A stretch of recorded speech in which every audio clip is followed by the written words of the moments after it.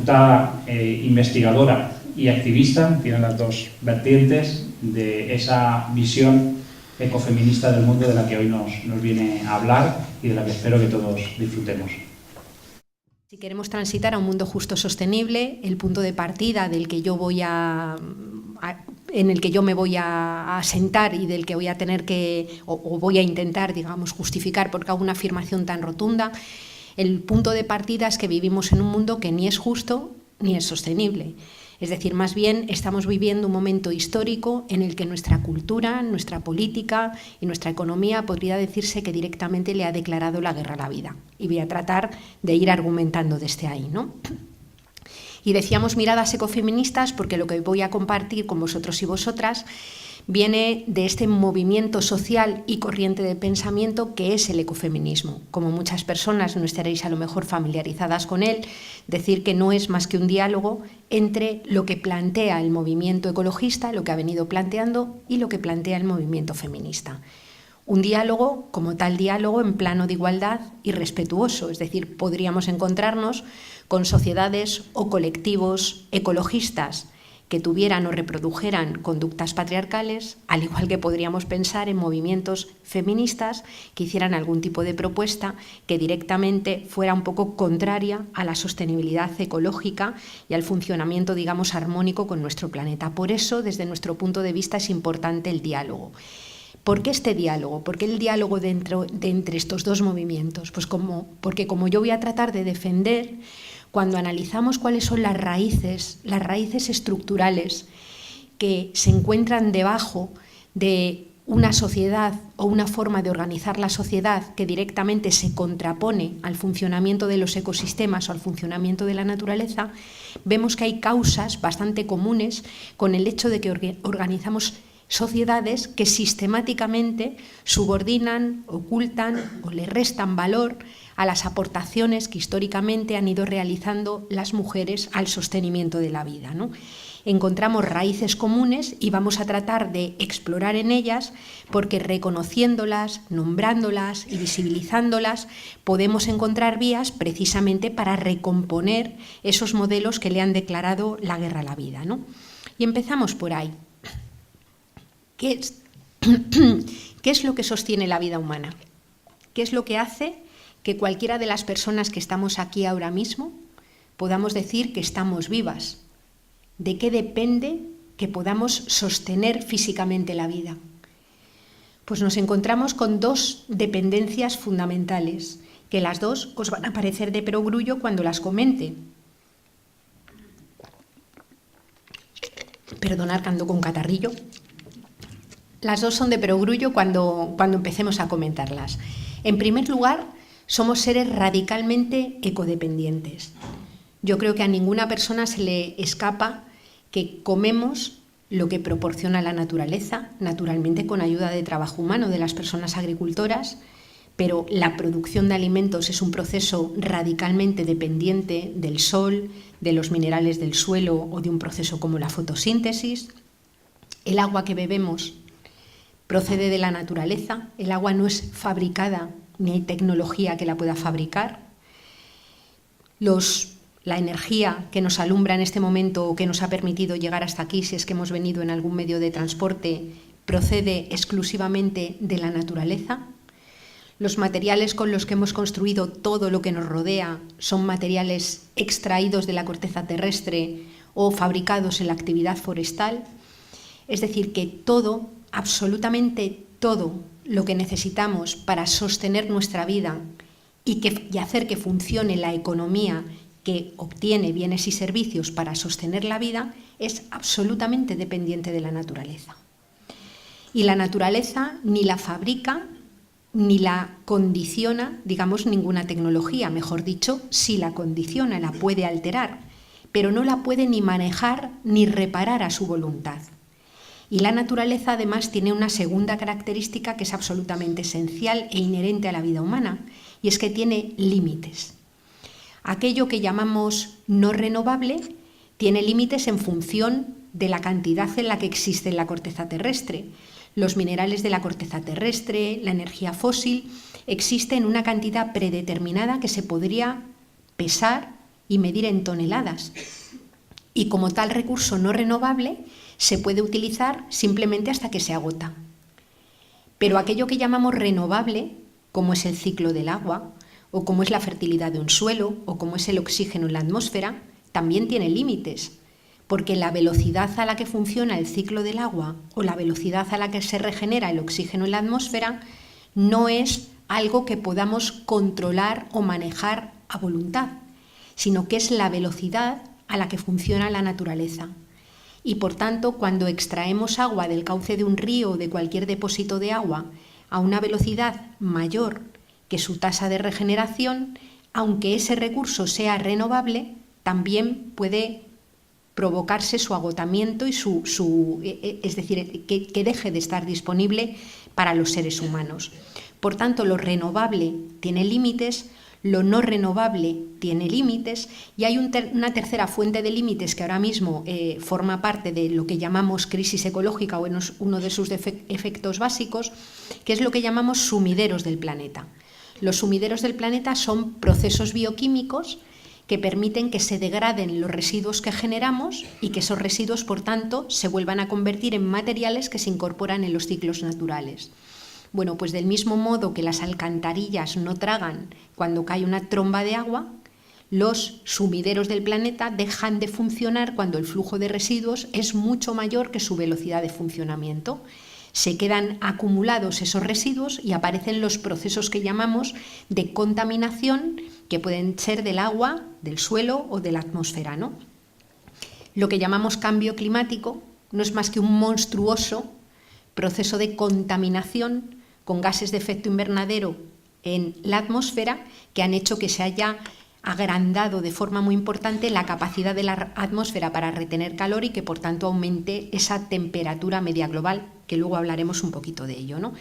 Por tanto, somos ecodependientes, nuestro planeta tiene límites físicos y el problema es que hemos generado una forma de organizar la economía, se basa en un modelo organizativo, el sistema capitalista, que requiere extraer cantidades crecientes de materiales, que genera cantidades cada vez más crecientes de residuos y que utiliza los bienes cíclicos que produce la naturaleza por encima de sus tasas de regeneración.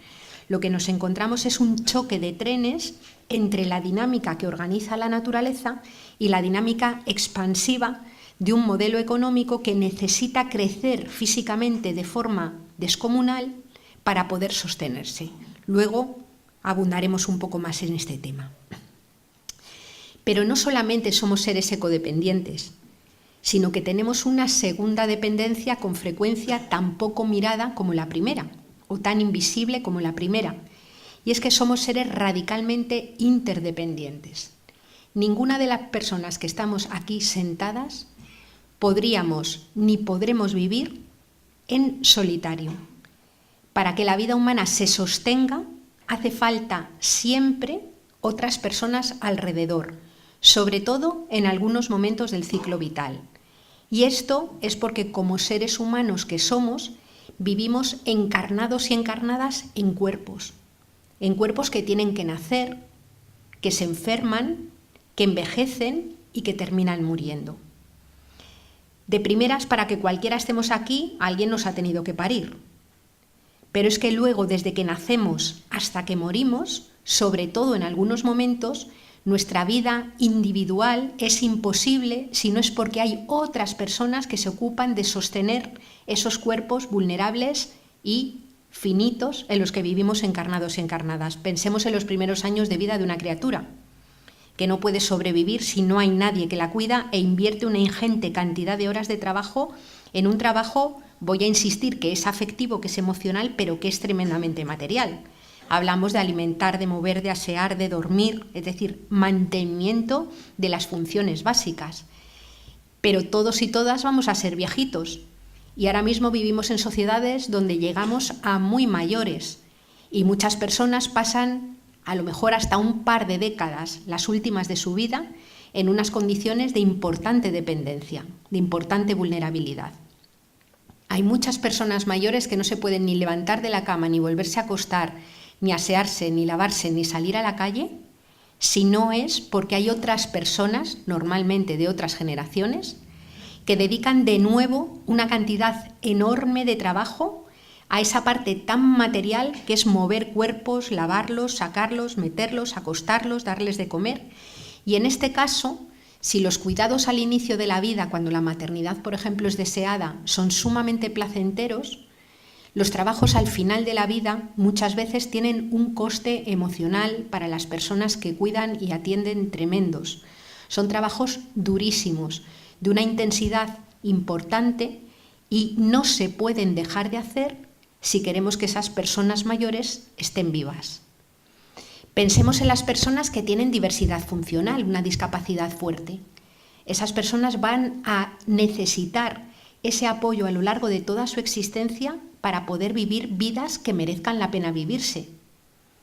Pensemos en cualquiera de nosotras y nosotros en un momento de enfermedad, o no ya de una enfermedad grande, sino cuando te ha roto una pierna y tienes una escayola hasta la ingle y sabes que durante unos días, hasta que te la quitan, hasta para hacer las cosas más básicas necesitas otras personas alrededor que te ayuden. Es decir, la vida de un ser humano no es individual jamás, no se puede sostener individualmente. Y hace falta siempre, a lo largo de toda la vida, pero insisto, sobre todo en algunos momentos del ciclo vital, personas que se ocupen del cuidado de eso tan insoslayable que tenemos, que es el cuerpo en el que vivimos, que es donde sentimos los bienestares y los malestares cotidianos, ¿no? Pues bien, esa vida interdependiente que es vulnerable ha sido sostenida históricamente por mujeres. Han sido mujeres quienes de forma mayoritaria, prácticamente en todo el mundo y a lo largo de toda la historia, han sido mayoritariamente mujeres quienes se han ocupado de sostener esos cuerpos vulnerables en esas tareas que no se pueden dejar de hacer si queremos que se mantenga la vida, pero que sin embargo han permanecido política y económicamente, como luego veremos, invisibilizadas a lo largo de la historia y que no les han generado a las personas que mayoritariamente la han realizado ni protección económica, ni protección social, ni visibilización, ni reconocimiento por ellas mismas. Somos, por tanto, seres ecodependientes, sujetos a límites, seres interdependientes y vulnerables, y esto nos lleva a concluir que cada vida humana en solitario jamás es una certeza, es una posibilidad. Y lo que hace que una vida posible se transforme en una vida cierta es que se mantengan esas relaciones de ecodependencia que hacen que se obtenga de la naturaleza todo lo necesario que necesitamos para sostener los metabolismos económicos, y que se mantengan esas relaciones de interdependencia, es decir, que haya un flujo permanente de energía y tiempo de trabajo para sostener esos cuerpos vulnerables. Por eso, desde el ecofeminismo hablamos del enfoque de la sostenibilidad de la vida. Muchas veces cuando hablamos de sostenibilidad pensamos, y de hecho escuchamos a gente decir hay que sostener el planeta. No, el planeta se sostiene solo. Lo que hay que sostener es la vida humana en este planeta. Y para sostenernos como seres humanos en este planeta, hace falta mantener y desarrollar esas relaciones armónicas con la naturaleza, es decir, no vivir en contra de lo que nos mantiene vivos, y hace falta mirar, posibilitar, respetar, reconocer y visibilizar, es decir, poner en el centro las relaciones humanas, los vínculos humanos que permiten que se sostenga la vida. Ese es un eje central del pensamiento y de la línea de acción del ecofeminismo que, insisto, bebe de las aportaciones del ecologismo, bebe de las aportaciones del feminismo y, en mi caso, de las aportaciones de muchas organizaciones, utopías y movimientos políticos emancipatorios que también son necesarios porque podría haber mantenimiento de relaciones de codependencia y de interdependencia que pudieran ser tremendamente injustas también. Luego lo veremos, ¿no? Esa tercera pata, la de la justicia, es central, ¿no?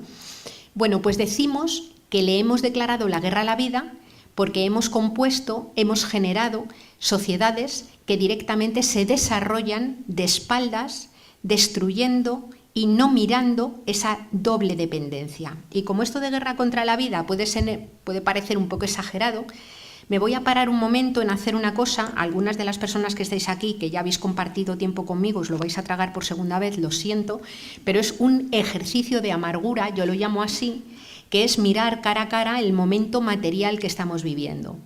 Y reclamo hacer este ejercicio de amargura porque nos encontramos ante una crisis gravísima, estructural, que está pasando desapercibida en los discursos hegemónicos políticos y económicos. No es porque esos discursos no estén centrados en cosas que no sean importantes, que están centrados en cosas muy importantes. Pero por debajo hay una crisis estructural urgentísima que está pasando desapercibida y creo que es necesario mirarla cara a cara para que precisamente la gente que estamos organizadas en diferentes lugares, ya sean ateneos, partidos, grupos, personas de ciclos formativos de igualdad, que sé que estáis aquí algunas también, todas estas personas seamos capaces de trabajar en nuestros ámbitos para darle la vuelta a esta situación, ¿no? ¿En qué se basa o cómo podemos, qué elementos, qué síntomas tenemos de esta crisis estructural, de esta crisis global, ¿no? Bueno, pues en el plano ecológico nos encontramos en primer lugar en una profundísima crisis de energía y materiales. ¿Por qué estamos ante una crisis energética? Bueno, ya una institución, desde luego poco sospechosa de ecologismo radical, como es la Agencia Internacional de la Energía, reconocía que en el año 2006 se había llegado a lo que se llama el pico del petróleo convencional. El pico del petróleo convencional es ese momento en el que por cada barril de petróleo que se extrae en un lugar del mundo no se encuentran reservas que lo sustituyan.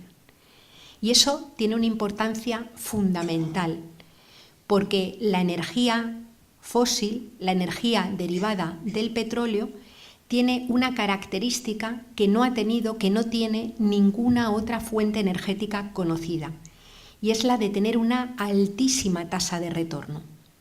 ¿Qué es la tasa de retorno? Pues la energía que yo obtengo en función de la que invierto. Para poder obtener energía hace falta gastar energía. Para poder sacar energía, petróleo, por ejemplo, de un yacimiento enterrado en el suelo, hace falta gastar energía para hacer ese agujero en el suelo y desde ahí extraerlo. El petróleo convencional, que es el petróleo de gran calidad, tiene una altísima tasa de retorno. El petróleo de mucha calidad, con el que se construyó, sobre todo a comienzos del siglo XX, todo el sistema globalizado industrial con el que se fue construyendo, tiene tasas de retorno que están entre 100 y 110. ¿Qué quiere decir esto? Que yo invierto en el tinglado extractivo un barril de petróleo y a cambio obtengo entre 100 y 110. Es una altísima tasa de retorno. Ese petróleo ya está prácticamente agotado en todo el mundo. Para que nos hagamos una idea, el que se saca, por ejemplo, en el Mar del Norte o en el Golfo de México ahora mismo, tiene una tasa de retorno que oscila alrededor de 30 o 35. Es decir, invierto un barril de petróleo, obtengo 30 o 35, porque obviamente no es lo mismo hacer un agujero en el suelo y sacarlo de un yacimiento que está a unos pocos cientos de metros por debajo, que montar una plataforma petrolífera en el mar flotante, bajar al fondo del suelo marino, hacer el agujero y desde ahí sacarlo. Es un cambio radical y, por tanto, en función de la energía que invierto, obtengo menos. ¿Qué quiere decir que obtenga menos? Pues nosotros, aunque luego voy a decir lo contrario, nosotros y nosotras no nos comemos directamente la energía. Lo que hacemos es utilizarla para que funcione todo el aparato económico, todo el modelo de transporte, todo el aparato productivo. Y es obvio que no se hace lo mismo con fuentes energéticas que tienen tasas de retorno de 110 que con fuentes energéticas que tienen tasas de retorno pues de 30 o 35 en este caso, ¿no? Pero ese petróleo de 30 o 35 también está en declive y entonces se empieza a utilizar otro petróleo que llamamos no convencional. ¿Por qué se llama no convencional? Porque ni tiene esas altas tasas de retorno ni se puede extraer simplemente practicando agujeros en donde esté el yacimiento. No sé si os acordáis hace unos años una noticia ya hace poquito ha habido otra en el Ártico, ¿no? La noticia era que Repsol había encontrado un yacimiento de 4.000 millones de barriles de petróleo en la Patagonia.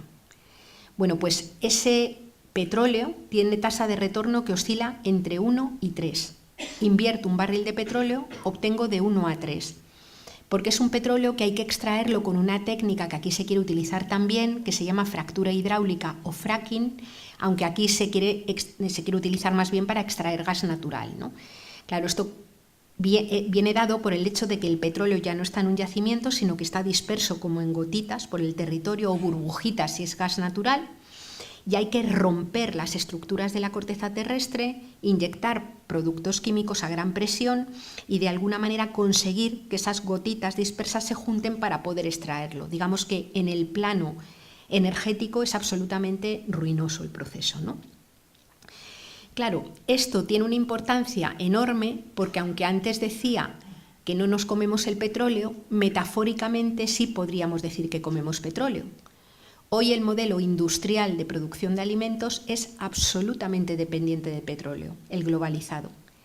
Si cogemos un bote de espárragos en cualquier mercado, es fácil que vengan de China o de Perú o de Chile. Los garbanzos, antes de llegar a la mesa de una persona española, recorren ahora mismo una media de casi 9.000 kilómetros. La media de kilómetros que recorre cualquier alimento antes de llegar a la mesa de una persona dentro del Estado español es de aproximadamente 5.600 kilómetros, según el estudio que hizo la Universidad de Sevilla, que es la que lleva el área de economía aplicada, lleva realizando seguimiento, digamos, en este informe que encontraréis en la web, que se llama Alimentos Kilométricos y que detalla más o menos cuántos kilómetros recorre, ¿no? Tengamos en cuenta, por ejemplo, que una buena parte del grano o de los cereales que se producen, que se cultivan, se están cultivando en grandes zonas, en zonas inmensas, por ejemplo en Estados Unidos o en zonas de América Latina, y se siembra con avioneta, se recogen con unas máquinas inmensas y luego recorren una cantidad de kilómetros brutales antes de llegar a la mesa. Es que los camarones, los langostinos pelados congelados, los han podido extraer en Ecuador, por ejemplo, trasladarlos a China para pelarlos a mano, desde allí congelarlos y distribuirlos a los puntos de consumo. Es decir, que ese modelo industrial de alimentos hoy es dependiente del petróleo. Pero pensemos en el modelo urbano. Yo vivo en Madrid, que es un mamotreto de ciudad que ha crecido de una forma absolutamente irracional. El área de influencia urbana de Madrid, o sea, yo tengo un compañero que va y viene a trabajar todos los días desde Valladolid al centro de Madrid, pero va y viene todos los días gente desde Cuenca, desde Toledo, desde Segovia. Esto es posible porque existen trenes de alta velocidad, porque existen grandes infraestructuras y porque hay petróleo que mueve los coches para que todos los días el tiempo de ir al trabajo deje de medirse en kilómetros y se mida en horas o en minutos. Ha aumentado muchísimo el número de kilómetros que se recorren para ir a tu puesto de trabajo o desplazarte, y ese número de kilómetros solamente puede aumentar con cargo al uso de energía fósil.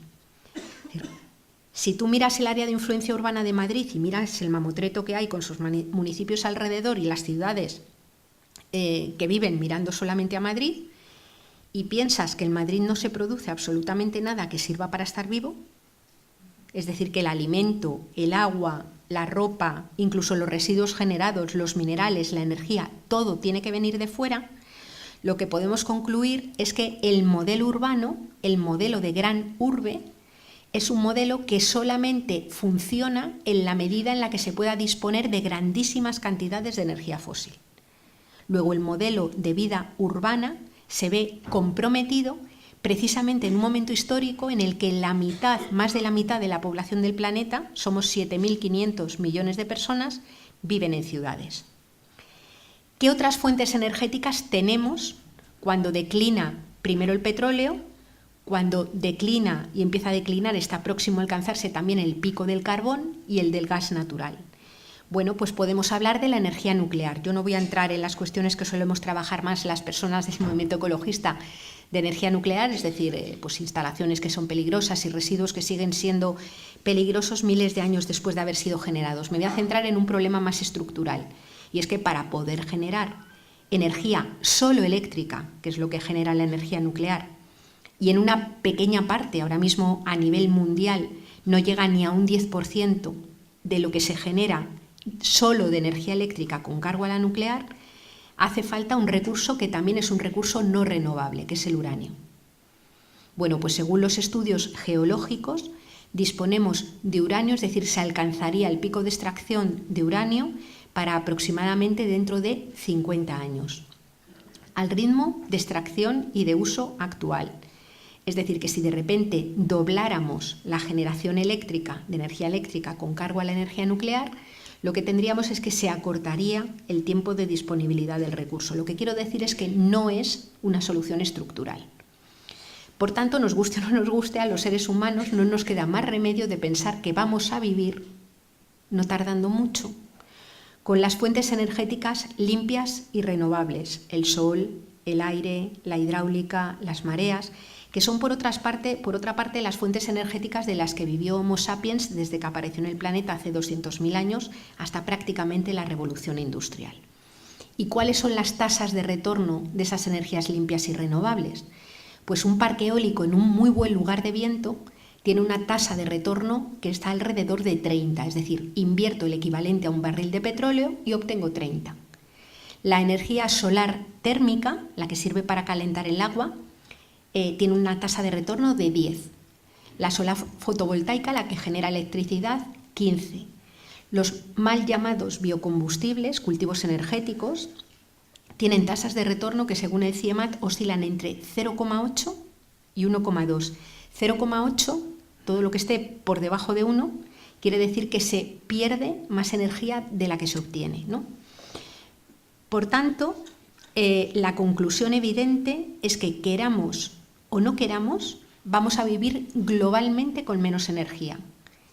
Y por tanto, ese queramos o no queramos nos lleva a plantearnos si en ese no querer lo que va triunfando es que aquellos sectores que tienen poder económico, poder político o poder militar pueden seguir sosteniendo sus estilos de vida a costa de que cada vez más gente quede fuera del acceso de recursos básicos. Decía crisis de energía y materiales, y en la de materiales no me voy a detener mucho, pero para fabricar, para poder transitar a un modelo basado en renovables, hacen falta fabricar una cantidad enorme de placas solares, de aerogeneradores y de infraestructuras que requieren usar minerales de la corteza terrestre.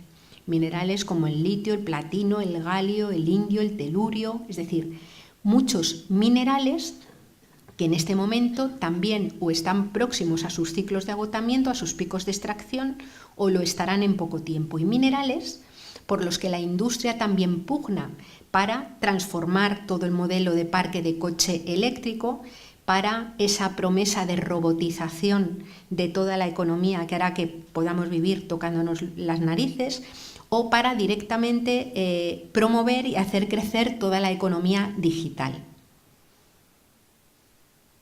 Lo que hay es lo que hay, y el problema y el drama es tener a tantas personas dentro del sistema económico y tantos economistas que no hacen las cuentas de lo que hay para poder construir todo lo que se pretende construir con eso que es renovable y que es finito, ¿no?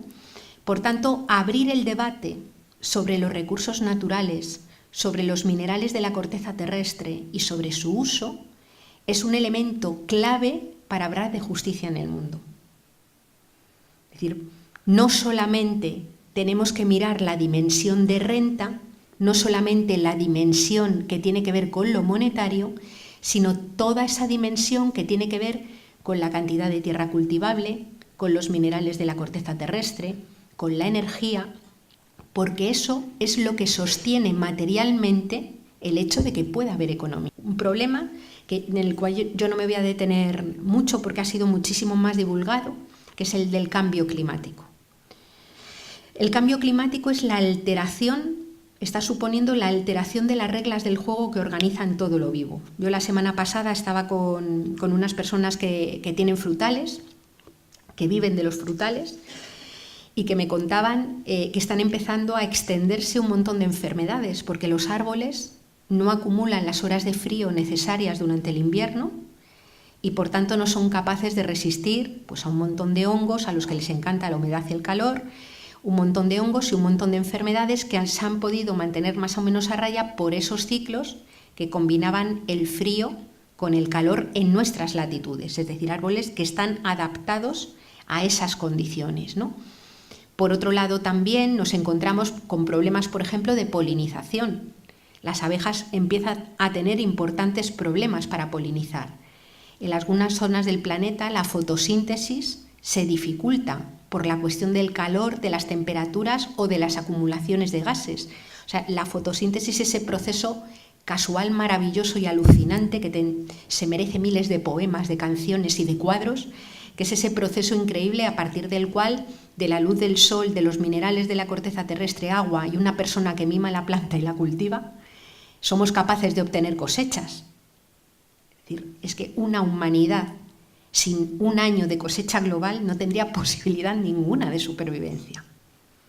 Los animales, todo lo que necesitamos, procede de ese proceso inicial, del único proceso que es capaz en la naturaleza de captar la energía del sol para transformarla en energía que puede entrar dentro de los cuerpos vivos, que da lugar a esas cadenas tróficas que hacen que los herbívoros se coman a los vegetales, los carnívoros se coman a los herbívoros, los omnívoros nos lo comamos todo y haya seres que lo descomponen luego todo y lo vuelven a transformar todo en minerales que están en la corteza terrestre. Esa es la tecnología básica de la vida y esa es la que se está alterando con la dinámica del calentamiento global. Si además tenemos eventos climáticos extremos, si además en concreto en nuestro país el peor efecto es el de la sequía pertinaz, pues es que nos encontramos con un problema grande que ahora mismo ya no es posible revertir del todo, aunque se puede frenar en gran medida dejando de quemar energía fósil, pero ante el que además nos tenemos que adaptar. Es necesario adaptar urgentemente las ciudades ante las olas de calor, es necesario adaptar zonas de cultivos ante el déficit estructural de agua que vamos a tener. Y sin embargo, quienes nos gobiernan en todas las escalas prácticamente en casi todos los partidos políticos no hacen de esto un eje central. A mí me parece una muestra de irresponsabilidad absolutamente tremenda en el momento en el que estamos viviendo, ¿no? Podríamos hablar de declive de los recursos pesqueros, podríamos hablar de contaminación masiva en muchos lugares del planeta, es decir, que en el plano material, en el plano de esa ecodependencia, de esos recursos que necesitamos para sostener la economía, tenemos una situación complicada, ¿no?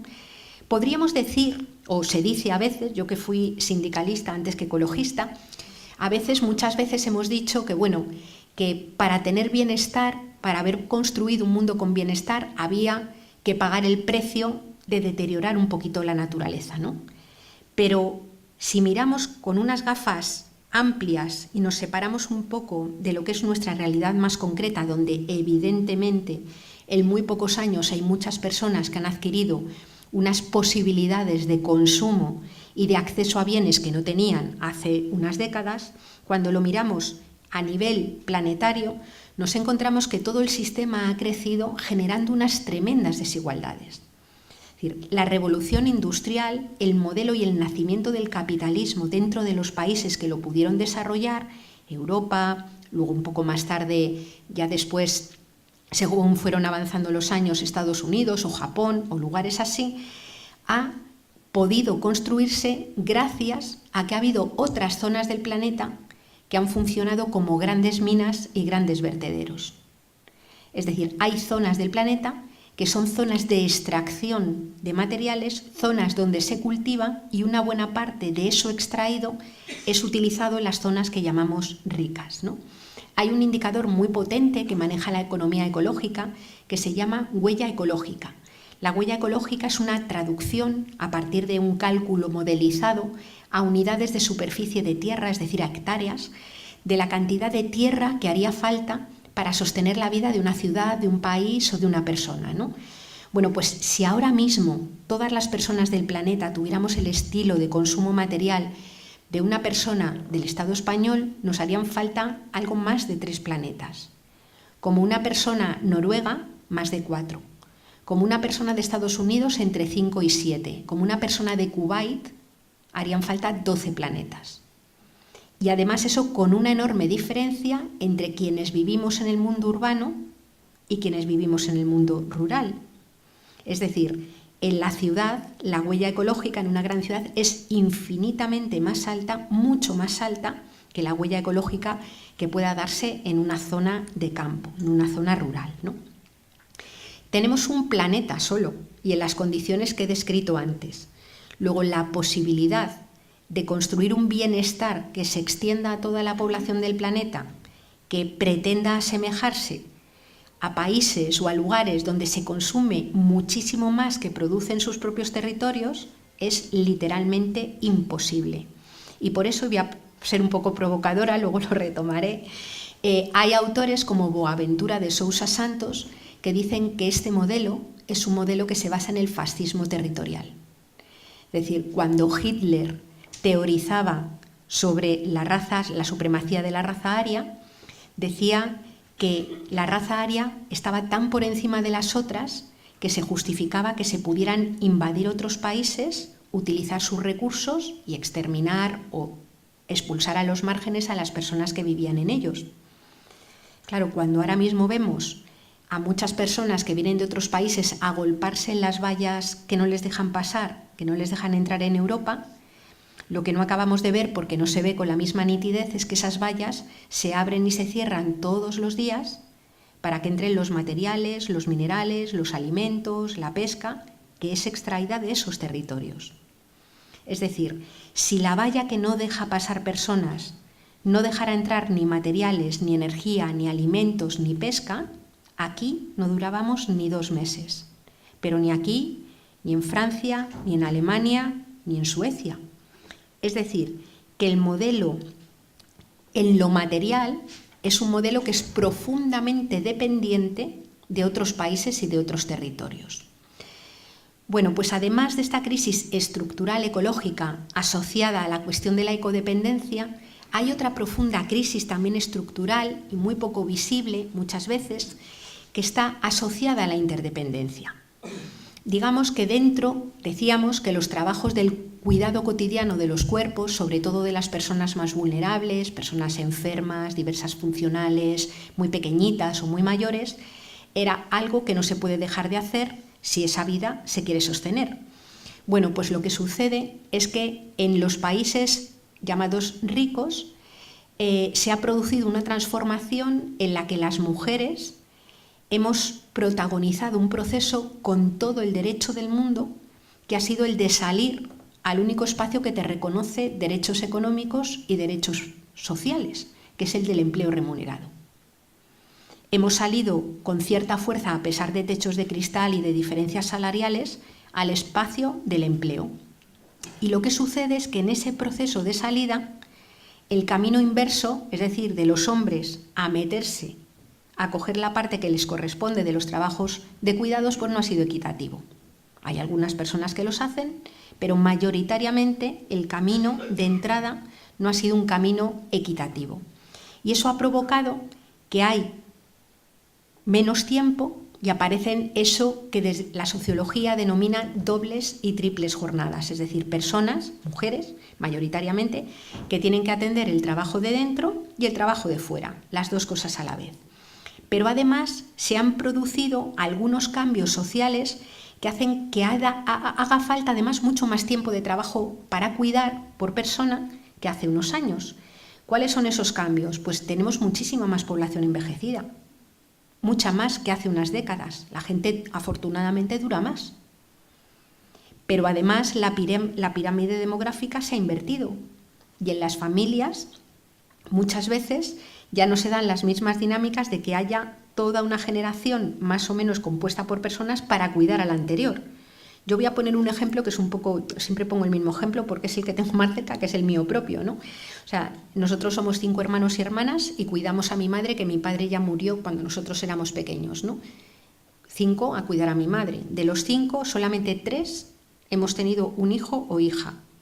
Yo en mi caso no vivo con la persona, con el padre de mi hija, pero como tenemos una magnífica relación, mi hija se ha criado queriendo mucho a la actual compañera de su padre y al mío. Es decir, que a la mía, bajo la lógica familiar, le tocaría cargar con 4, no con 2.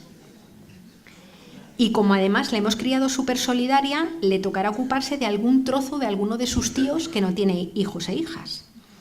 Lo que quiero decir es que esa dinámica de cambio familiar que se ha producido no está siendo atendida socialmente. Y seguimos con la idea de que es la estructura familiar la que se tiene que ocupar mayoritariamente del cuidado de mayores. Y el cuidado de mayores es una responsabilidad social. No es solamente una responsabilidad de las mujeres de una familia. Por tanto, ese tema de las personas mayores y del cambio de pirámide demográfica es un problema que tenemos. Pero tenemos más problemas que hacen que haga falta más tiempo para cuidar. Y es precisamente, bueno, vosotros y vosotras tenéis la suerte, quienes vivís en Petrer, de vivir en un sitio que tiene una escala muy humana. Pero quienes vivimos, por ejemplo, en grandes ciudades, resulta que a lo mejor el barrio donde vivimos está lejísimos del lugar en donde tenemos el empleo y a su vez lejísimo del lugar donde vive nuestro padre o nuestra madre mayor.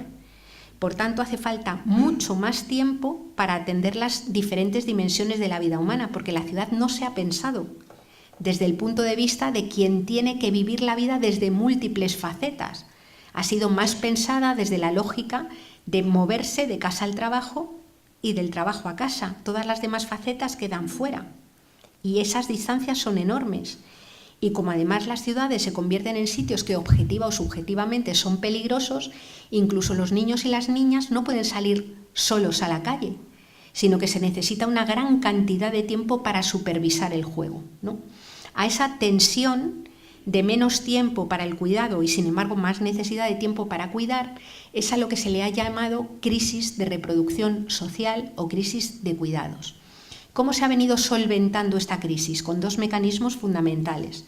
Un mecanismo tiene el elegante nombre de transferencia generacional de cuidados, que viene a ser la aparición de todas las abuelas esclavas, ¿no? Abuelas que dedican una importante cantidad de tiempo a ayudar a sus hijos e hijas con el cuidado de las criaturas. Y un segundo mecanismo es un mecanismo de mercado, donde algunas familias pueden pagar parte de esos trabajos a mujeres, mayoritariamente. En los trabajos, en general, peor pagados, peor valorados y menos visibilizados del mercado social. Esto fue así históricamente. Y un trabajo, además, históricamente migrante. Primero las chicas que iban a servir a la ciudad de los pueblos y luego posteriormente empezó también un poco la migración de otros países. Si hoy pusiéramos un mapa aquí y pintáramos las curvas de procedencia de muchas de las mujeres que están cuidando en residencias o en centros de día o en casas a personas mayores o a personas muy dependientes, lo que nos encontraríamos es que muchas de ellas vienen de los mismos lugares que las materias primas que sostienen el metabolismo económico. Es decir, que tanto en términos de codependencia como en términos de interdependencia se produce una tremenda situación de explotación de trabajo de otros lugares. Porque esas mujeres que venían de los pueblos o esas mujeres que vienen de otros países dejan a su vez sus propias tareas de cuidado desatendidas en sus países, donde otras personas de la comunidad, de la familia o del vecindario se ocupan de cuidar a quienes ellas han dejado de atender.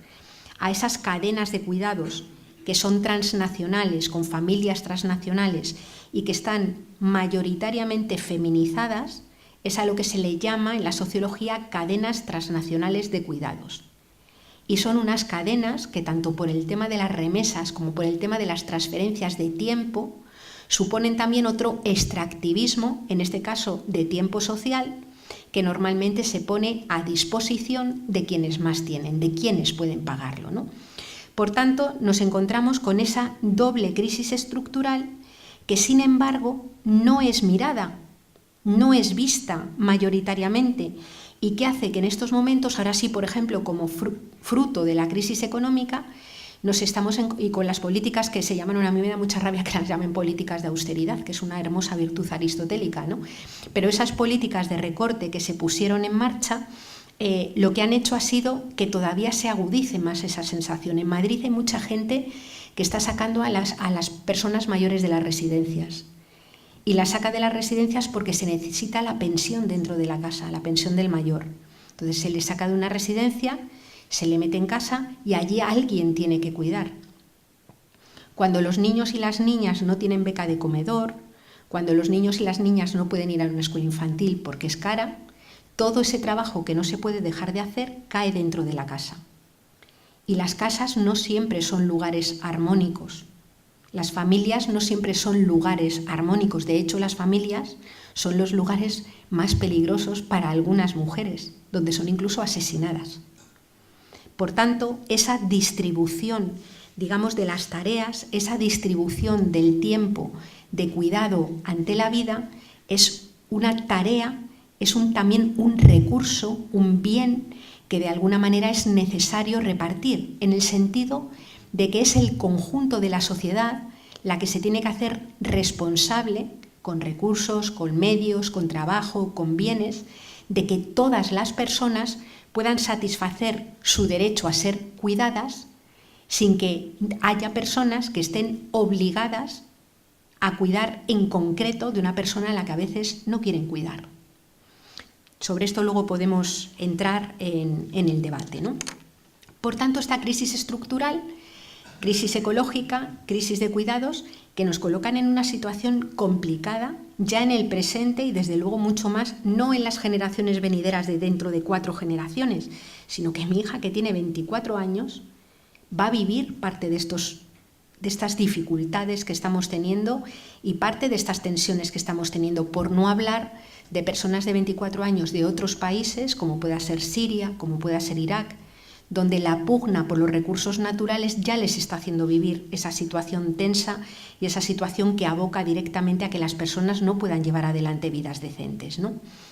Nos tenemos que preguntar cómo es posible que en plena sociedad que se autodenomina del conocimiento y cuando realmente sabemos más que nunca sobre el funcionamiento de los ecosistemas, de tecnología, sobre ciencia, sobre todo, podemos haber construido una economía y una política que no miran esas relaciones con la naturaleza y entre las personas y solamente miran un subconjunto de lo que es el sistema de producción de bienes y servicios, no mirando todos estos, ¿no? Y aquí sí que nos tenemos que retrotraer a un momento ya lejano en el tiempo y señalar que la cultura occidental, la cultura de la que nosotros hemos bebido, y nos vamos a las raíces griegas y cristianas, griegas y romanas del pensamiento, es una cultura que tiene una característica muy diferente o que la hace singular respecto a otras culturas en el mundo. Es la única que ha establecido una especie de pared entre los seres humanos y el resto del mundo vivo y la naturaleza. Es una cultura que se ha construido sobre la idea de que la cultura y el pensamiento eran una cosa que estaba desgajada de la naturaleza y de los cuerpos. No sé si os acordáis cuando estudiábamos a Platón en el cole, que decía que una cosa era el mundo de las ideas y otra cosa era el mundo de las cosas. Decía, el mundo de las cosas es aquello que se pudre, aquello que se corrompe, aquello caótico y desordenado como es lo natural, como es la materia y como son los cuerpos. Mientras que el mundo de las ideas que residían en el alma era lo puro, lo que se mantenía, lo inmutable, lo que siempre duraba. Esto, que nos podía parecer simplemente filosofía, toma cuerpo político muy pronto. ¿Os acordáis? Hemos estudiado, admirado, y yo lo sigo haciendo, todo el modelo de democracia ateniense, el nacimiento de la democracia griega, de la que hemos aprendido tanto, ¿no? En el mejor momento, en el momento de mayor apogeo de la democracia ateniense, había en Atenas unos 34.000 ciudadanos que iban al ágora, debatían y tomaban decisiones sobre la vida en común. Pero en aquel momento en Atenas había también aproximadamente unos 175.000 esclavos y esclavas, que no iban al ágora, que no tomaban decisiones sobre la vida en común y que pescaban, cazaban, cultivaban, fabricaban enseres, incluso construían los espacios donde iban los ciudadanos a pensar sobre la vida en común. 175.000 esclavos y esclavas. Y es de suponer que hubieran también unas 34.000 esposas de ciudadanos, que tampoco eran ciudadanas, tampoco tomaban decisiones sobre la vida en común ni iban al ágora. Parían hijos e hijas de ciudadanos, cuidaban a los mayores de los ciudadanos y al propio ciudadano y su cuerpo.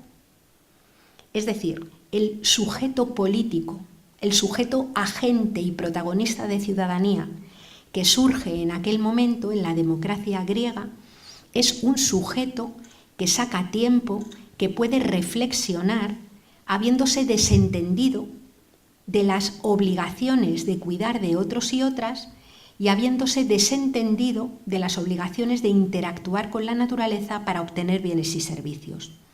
Se crea un mundo público que vive de espaldas y desconectado a la naturaleza y a la necesidad de mantener vínculos y relaciones para cuidar materialmente de los cuerpos.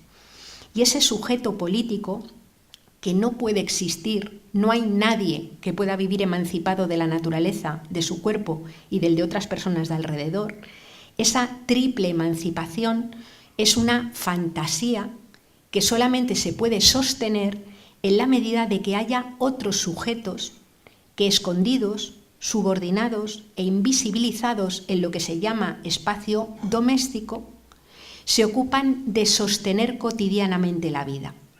Para que exista lo uno, tiene que existir lo otro.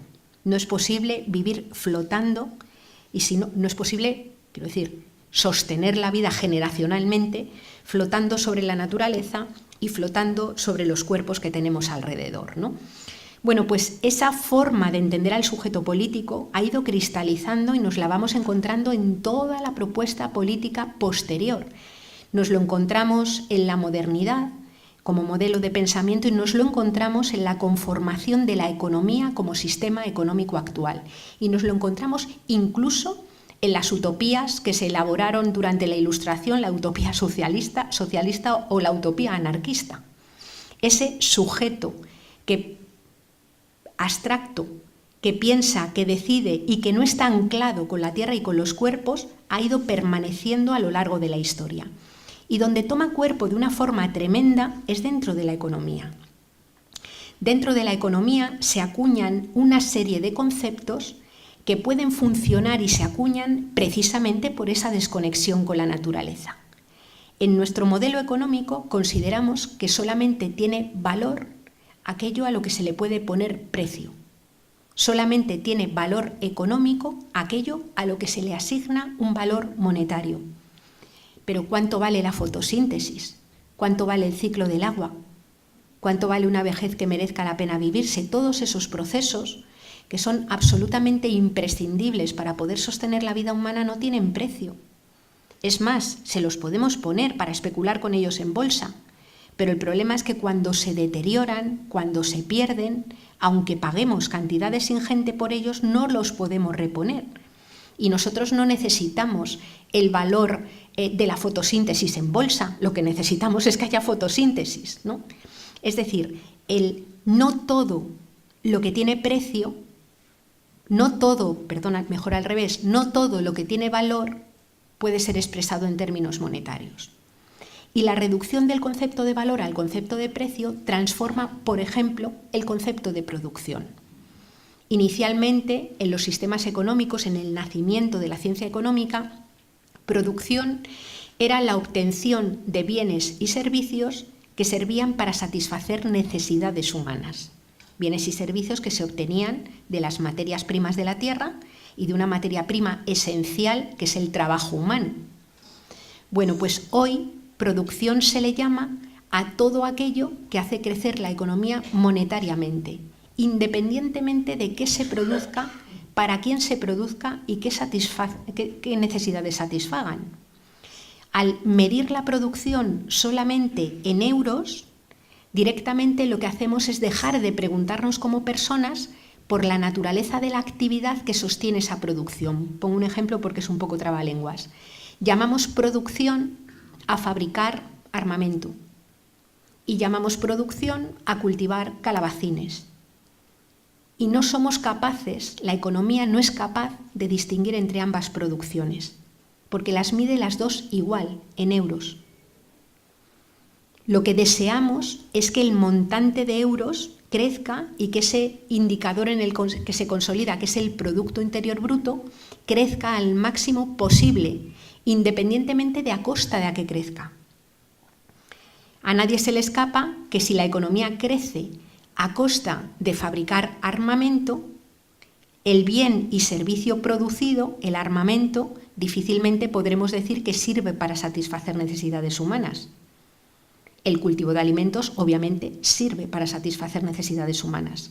Pero si todo lo medimos igual, en euros, no somos capaces de discriminar entre las producciones socialmente necesarias y las producciones socialmente indeseables.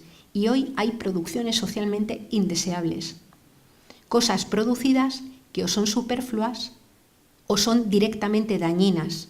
Y lo malo es que esas cosas producidas utilizan energía, utilizan materiales, utilizan tierra, que son las que empezamos a no tener disponibles para producir lo que sí es necesario. Por tanto, ahí tenemos un problema enorme, que es eso que hemos llamado el mito del crecimiento, el hecho de suponer que el hecho de que la economía crezca en sí mismo siempre es bueno, independientemente de a base de que crezca o quién se reparta ese crecimiento. Hoy decimos que la economía se está recuperando porque crece el Producto Interior Bruto, pero aumenta el número, por ejemplo, de personas empleadas pobres, personas que tienen empleo, pero las propias condiciones laborales no les permiten dejar de ser pobres, de evitar la pobreza o evitar la precariedad, porque parte del empleo generado o parte del propio crecimiento económico generado ha pasado precisamente por la fragilización o la precarización de las propias condiciones laborales. Luego, por tanto, ese concepto de producción tiene que ser revisado y hay instrumentos económicos teóricos para poderlo revisar. Ahí la economía feminista, la economía ecológica y otras visiones críticas de la economía tienen mucho trabajo elaborado en esa línea, ¿no? O el propio concepto de trabajo. Cuando reducimos el concepto de valor al concepto de precio, ¿a qué le llamamos trabajo? Al empleo solo. Y esas personas que han estado décadas de su vida disponibles 24 horas al día, 7 días a la semana y 365 días al año, lo que han hecho no tiene ni nombre. Se llama sus labores. Y no otorgan ningún tipo de derecho personal. Si esas personas van a estar protegidas en el momento de la vejez, no es por el hecho de haberse tirado décadas aportando, produciendo bienes y servicios indispensables para la vida, sino que van a estar protegidas porque han mantenido un vínculo, normalmente el del matrimonio, con una persona que sí ha participado en el mercado laboral. Luego, lo que te otorga protección no es el hecho de ser persona, sino el hecho de haber sido empleada. Eso marca una diferencia grande y coloca a las personas en una situación de enorme vulnerabilidad y precariedad, entendiendo precariedad como la radical incertidumbre ante aspectos esenciales de la vida, en un momento en el que las posibilidades de crear empleo con las lógicas que se crearon después de la Segunda Guerra Mundial se reducen a pasos agigantados, entre otras cosas, porque no hay ni los materiales ni la energía que permitieron crear ese sistema de producción real. Por eso, en los últimos años, la economía crece a base de burbujas en las que no se produce nada, que periódicamente estallan, destruyendo la falsa riqueza que parecía haber creado, ¿no?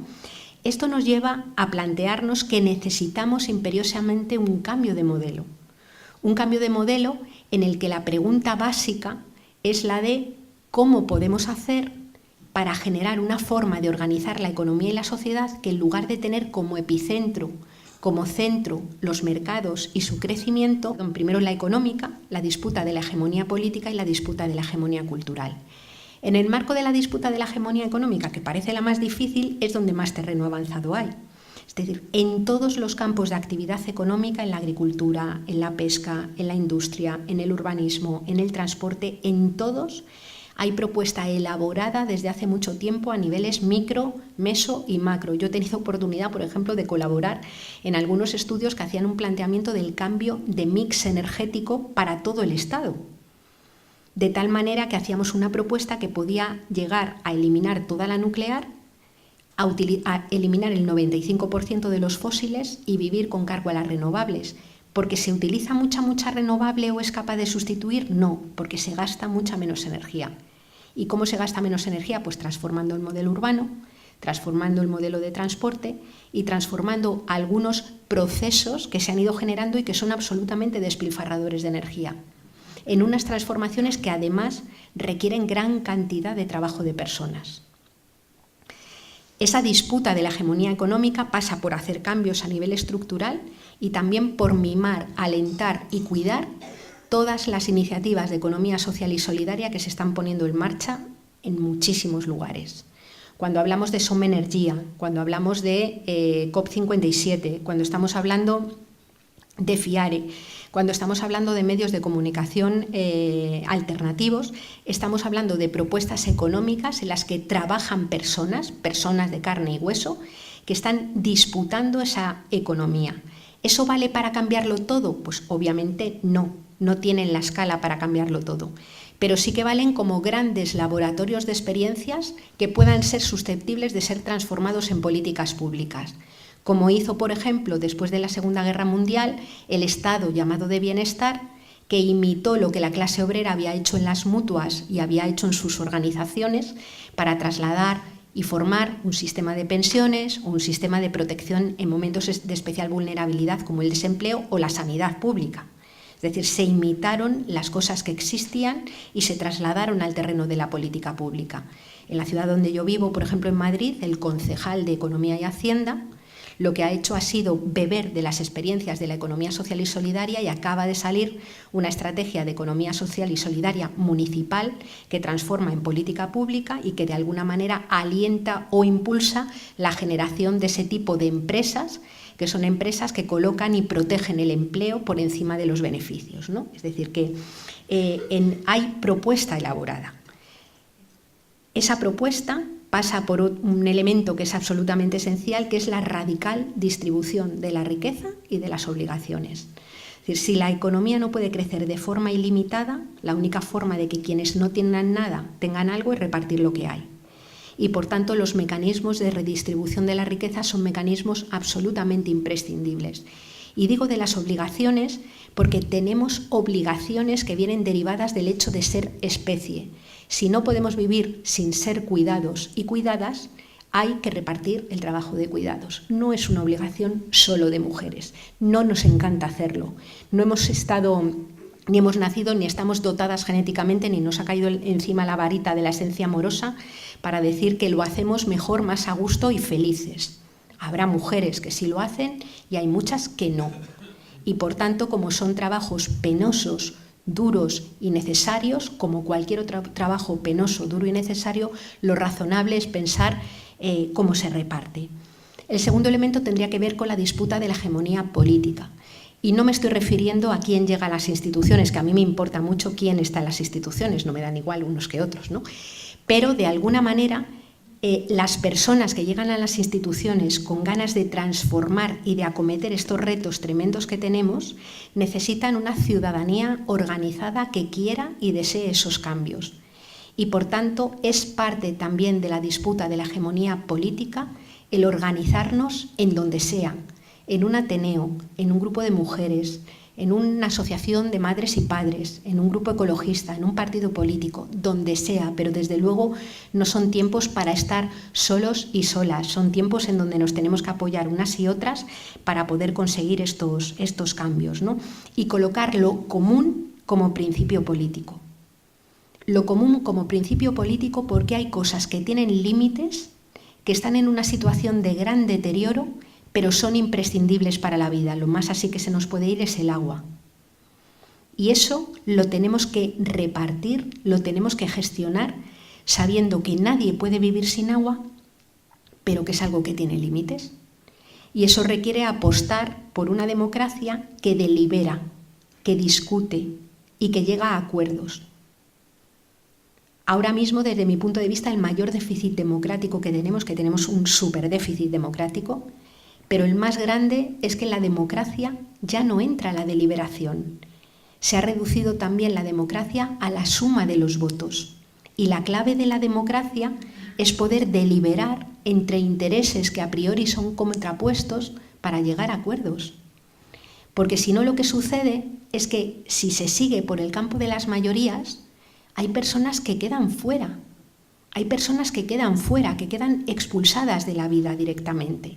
Hay un techo ecológico que supuestamente nos marca límites, Hay un suelo mínimo de necesidades por debajo de las cuales no podemos vivir vidas que merezcan la pena vivirse, y es solamente entre ese techo ecológico y ese suelo mínimo de necesidades donde podemos construir vida segura para todas las personas.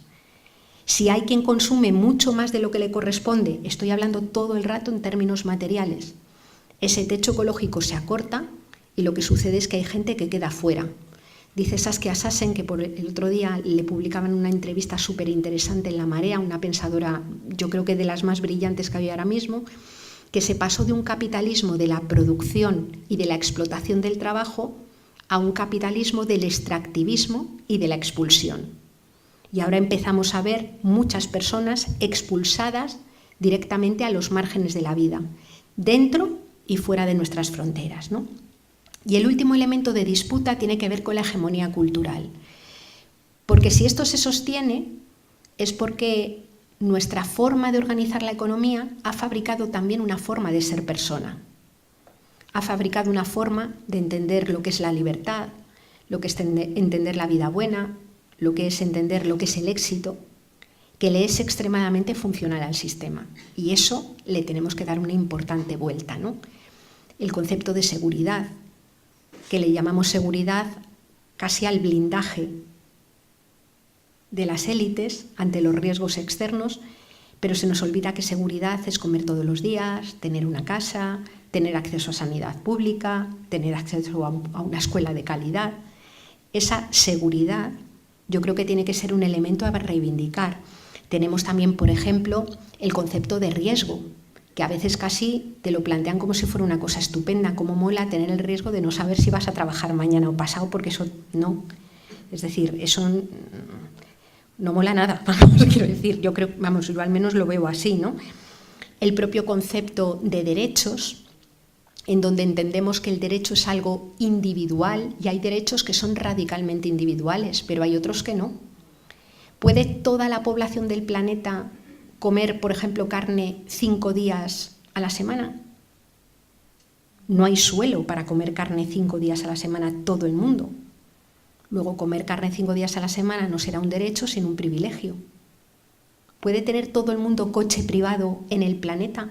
Las personas adultas, no hay materiales ni energía para mover esos coches. Luego, eso que a lo mejor interpretamos como un derecho, deja de ser un derecho para ser un privilegio. Y todo eso no quiere decir que haya que prescindir de todo, sino que tenemos que pensar en formas más racionales y sobre todo colectivas, públicas y compartidas de repartir y de utilizar aquello que tiene límites, ¿no? Yo voy a terminar planteando en primer lugar, lo digo siempre, que para recomponer la economía habría que mirar mucho, sin esencializar para nada, lo que han hecho las amas de casa en los hogares. Las amas de casa gestionan un espacio de producción de bienes y servicios imprescindible para la vida. Cuando tenemos un problema de manejarnos en el cortísimo plazo en los mercados, dentro de los hogares la economía doméstica ha manejado bastante razonablemente el corto, el medio y el largo plazo, porque se sabía que hoy había que comer, que dentro de unos meses había que pagar la matrícula o que a lo mejor había que comprar zapatos o hacer gafas a alguien de la familia. Ese manejo del corto, medio y largo plazo es un conocimiento básico que se puede aprender de la economía doméstica o la productividad. Es decir, yo no me imagino a un ama de casa poniéndose el cronómetro y viendo cómo puede pasear cada día más deprisa el abuelo.